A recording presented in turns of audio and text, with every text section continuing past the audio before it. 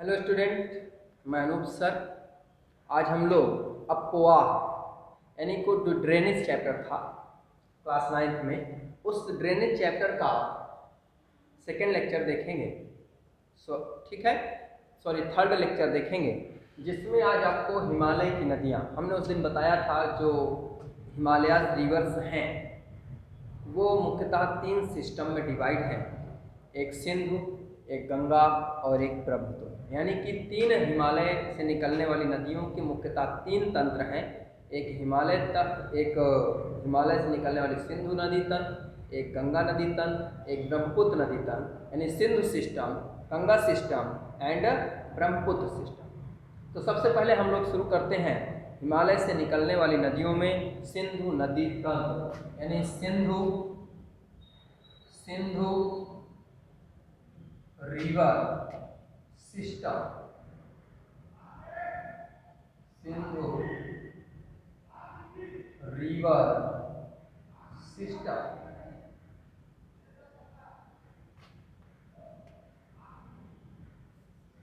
Sindhu river system यही सकते हैं, इससे हो जाएगा।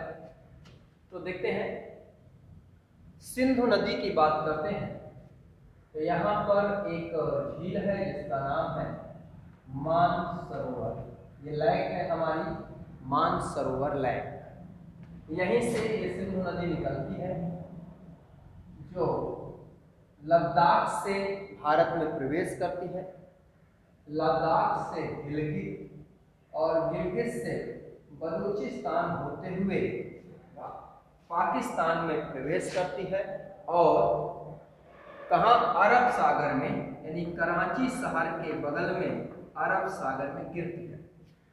ठीक है, इस सिंधु नदी की बात करें तो इस सिंधु नदी की कई सहायक नदियां हैं। इसको थोड़ा सा ऐसे करेंगे, यहाँ से ले जाकर यहाँ से जाकर, ठीक है ना। अब इस सिंधु नदी की कुछ सहायक नदियां हैं जो पठानकोट पर आकर मिलती है। कहाँ पर? पठानकोट पर। वैसे ये सतलज की नदी अपनी सहायक नदियों के साथ मिलेगी। सिंधु की जो सहायक नदियां हैं उनको आपको अलग से जानना है कि सिंधु नदी जो आती है यहाँ से, तो यहाँ से आने के रास्ते में इसकी सहायक नदियां हैं उनमें जास्कर, नोबरा, हुंजा, जास्कर, नोबरा, हुंजा और स्योक नदी है जो सिंधु नदी पर बाएं तट से मिलती है। किस तट से मिलती है? बाएं तट से मिलती है। और इसी प्रकार काबुल और कुर्रम, काबुल व कुर्रम, ये 2 रिवर हैं जो सिंधु नदी के दाएं तट से यानी राइट कोस्टल से मिलते हैं। ओके, यानी यहां से यहां तक में सिंधु की कई सहायक नदियां हैं। सभी नदियों को बनाने पर अभी अन्य नदियों को आप भर नहीं पाएंगे, इसलिए याद रखना है सिंधु की सहायक नदियां जास्कर, नोबरा, हुंजा, स्योक, ये दाएं तट से यानी इधर से जाकर मिलेंगी, और काबुल और कुर्रम जो इधर से आकर यहाँ मिलेंगे, यहाँ से ये काबुल एंड कुर्रम। ओके, तो ये इनकी सहायक नदियां हैं। ठीक है, इसके बाद ये याद रखना है सिंधु की यहाँ से लेकर यहाँ तक की जो लंबाई है वो लगभग 2900 किलोमीटर। अब आपको हम बता रहे थे कि ये पठानकोट पर सिंधु में सतलज और उसकी सहायक नदियों के साथ मिलती है। तो सतलज नदी भी मानसरोवर झील से निकलेगी और मानसरोवर झील से निकलकर हिमाचल प्रदेश से होते हुए यहाँ पठानकोट पर आकर मिलती है। इसको यहाँ कर दीजिए, कहाँ मिलती है? पठानकोट। ठीक है ना, कहाँ मिल गई? ये पठानकोट पर आकर मिल जाती है। ओके, इसमें सतलज की एक सहायक नदी है जिसका नाम है ब्यास। ये कौन सी है? सतलज। यहाँ भी है सतलज। ठीक है ना। इसके अलावा यहां से एक नदी जाती है जिसमें झेलम, चिनाब और रावी, झेलम, चिनाब और रावी। तो ये आपकी रावी है रिवर, ये चिनाब है और ये यहाँ पर झेलम है। ओके, सतलज, ब्यास, रावी, चिनाब और झेलम, ये तीन नदियाँ झेलम, चिनाब और रावी एक साथ होकर सतलज में मिलती हैं। सतलज, ब्यास एक साथ होकर आगे आती हैं और यहाँ से ये सभी सतलज नदी हो जाती हैं और कहाँ आकर मिलती हैं? पठानकोट पर आकर आपस में मिल जाती हैं। ठीक है ना। अब ये भी याद रखना है ये नदियाँ किस तट से आपको मिल रही हैं, तो याद रखना है कि नदी के बाएं तट से आकर मिलती है। ठीक है ना। उसके बाद यह कहाँ आकर गिरती हैं? अरब सागर में आकर गिरती है। कहाँ गिरती हैं? अरब सागर। अब इन पांचों नदियों के बारे में अभी ने आपने देखा, सिंधु नदी कहाँ से निकलती है? याद रखना है मानसरोवर झील। ठीक है ना। मानसरोवर झील के निकट तिब्बत से, कहाँ से निकलती है? तिब्बत से निकलती है। अब अलग अलग सभी नदियां बनी हैं, उनके बारे में आपको जानना है, तो एक एक नदी के बारे में यहाँ बताते हैं। सेकंड नंबर पर आ जाइए सतलज रिवर, यानी जो हमारी सतलज नदी है उसके बारे में आपको जानना है कि सतलज नदी कहाँ से कैसे निकलती है। तो कैलाश पर्वत के पास मानसरोवर झील के निकट यहीं पर राक्षस ताल, कहाँ से निकलती है? राक्षस ताल। ओके, तो सतलज लिखेंगे मानसरोवर झील के निकट किससे निकलती है? राक्षस ताल से निकलकर आती है। ठीक है ना।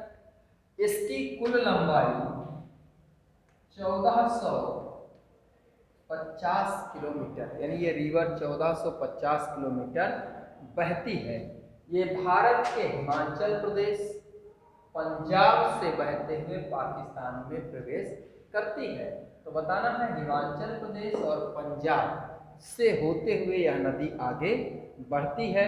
इसी नदी पर भारत का प्रसिद्ध भाखड़ा नांगल बांध परियोजना, यानी कि भाखड़ा नांगल डैम स्थित है या बनाया गया है और पठानकोट के पास यह जाकर किससे मिल जाती है? सतलज से। इसकी सहायक नदी, सतलज की सहायक नदी कौन सी है? ब्यास है। तो ब्यास के बारे में जानते हैं। ब्यास नदी हिमाचल प्रदेश में स्थित रोहतांग दर्रे, रोहतांग दर्रा, दर्रा मतलब रोहतांग पास, ओके, रोहतांग पास के पास ब्यास कुंड नामक स्थान से निकलती है। तो कभी भी पूछा जाए कि ब्यास नदी कहाँ से निकलती है? ब्यास नदी ब्यास कुंड से निकलती है और 720 किलोमीटर यानी 720 किलोमीटर बहकर यह कहाँ मिल जाती है? सतलज नदी में मिल जाती है। ओके, कोई दिक्कत? चलिए अब आगे आते हैं, नेक्स्ट पे रावी पे चलते हैं।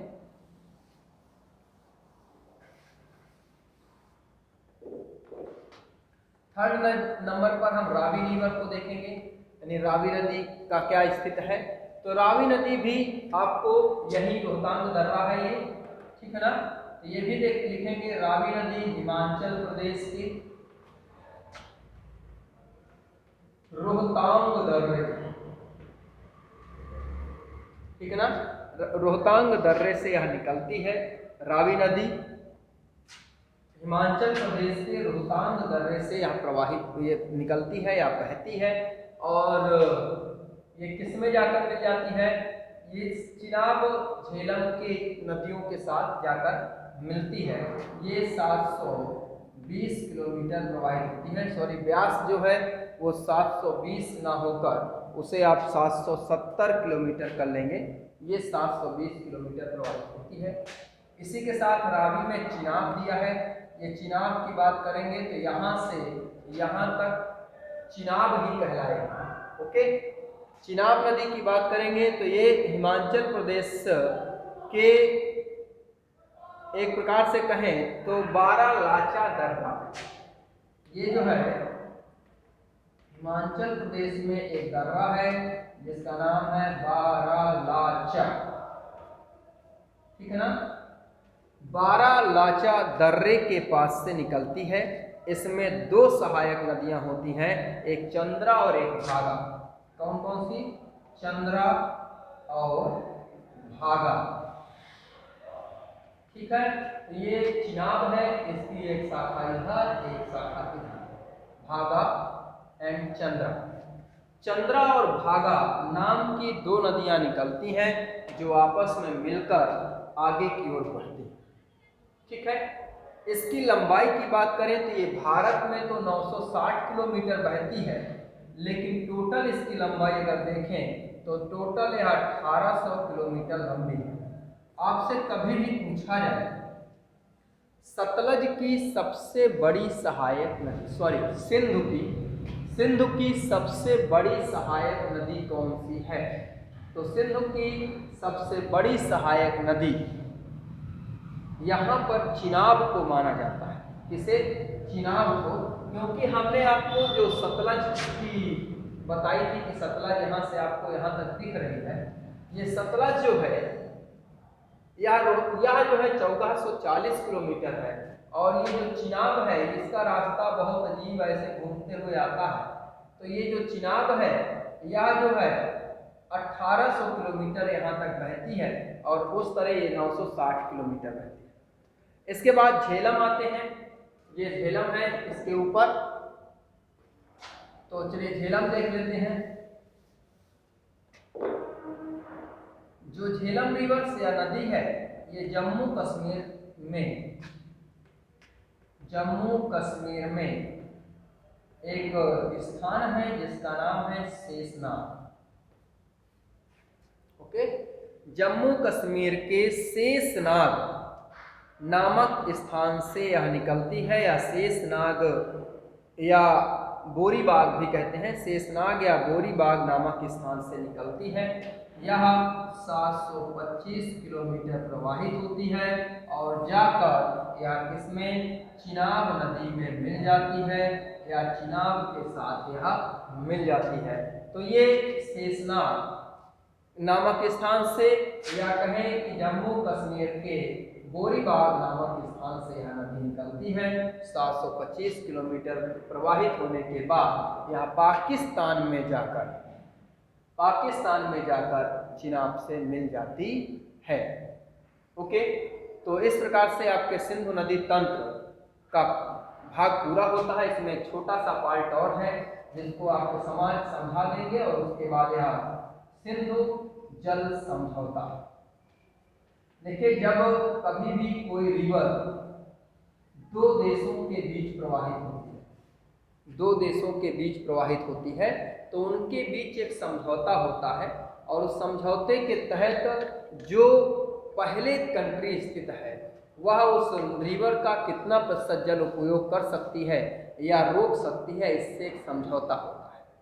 तो भारत पाकिस्तान के विभाजन के बाद 1960 में भारत और पाकिस्तान के मध्य सिंधु नदी को लेकर एक समझौता हुआ, जिसे हम लोग सिंधु समझौता के नाम से जानते हैं, जिसमें तय हुआ कि भारत सिंधु नदी के 20% जल का उपयोग कर सकता है, यानी 20% जल को वह रोक सकता है, 20% जल को वह मोड़ सकता है, 20% जल को वह कैनल के माध्यम से अन्य मार्ग पर ले जा सकता है, लेकिन इससे अधिक नहीं।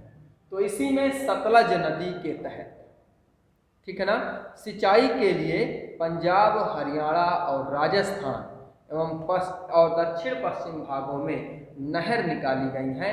भाखड़ा नांगल डैम बनाया गया है, इंदिरा गांधी कैनल, इंदिरा गांधी नहर भी निकाली गई है। आपको याद क्या रखना है, सिंधु जल समझौते के तहत भारत इस रिवर सिस्टम का 20% वाटर यूज कर सकता है या इसको अपने उपयोग में ला सकता है। तो नेक्स्ट क्लास पे आपको Ganga and Brahmaputra river system के बारे में बताया जाएगा। आज यहीं तक। वीडियो आपको पसंद आई हो तो लाइक एंड सब्सक्राइब जरूर करें। मैं Anoop sir, SST by Anoop Singh YouTube channel.